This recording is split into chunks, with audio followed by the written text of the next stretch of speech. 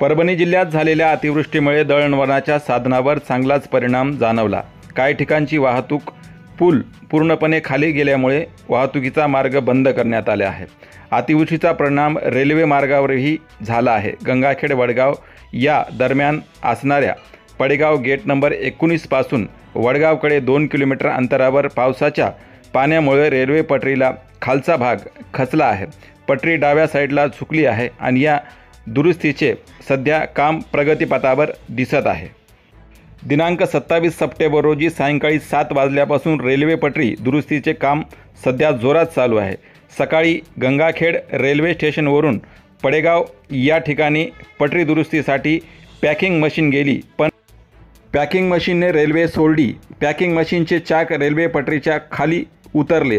रात्रीपासून या ठिकाणी पटरी दुरुस्तीचे काम चालूच असून 2 JCB, ट्रॅक्टर, मोठे क्रेन मशीन मोठ्या प्रमाणात मजुराच्या सहाय्याने दुरुस्तीचे काम सध्या चालू आहे।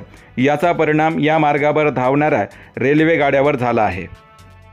या मार्गावरील काही गाड्या रद्द करण्यात आल्या। त्यामध्ये पूर्णा हैदराबाद, पंढरपूर निजामाबाद, हैदराबाद पूर्णा, पूर्णा परळी, परळी पूर्णा या गाड्या रद्द करण्यात आल्या आहेत। तर अंशतः रद्द करण्यात आलेल्या गाड्यांमध्ये हैदराबाद पूर्णा, बेंगलोर नांदेड, नांदेड बेंगलोर, निजामाबाद पंढरपूर, आदिलाबाद परळी, परळी अकोला, वडगाव नीला पूर्णा, परळी नांदेड, नांदेड परळी, गंगाखेड पंढरपूर, परभणी परळी, परभणी परळी या गाड्या अंशतः रद्द करण्यात आल्या आहेत। गाड्याचा मार्ग बदलण्यात आलेला आहे।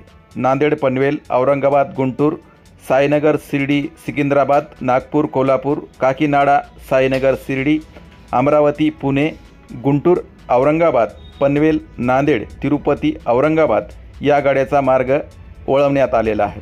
या दक्षिण मध्य रेल्वे प्रशासनाच्या वतीने प्रवाशांची दिलगिरी व्यक्त केली आहे।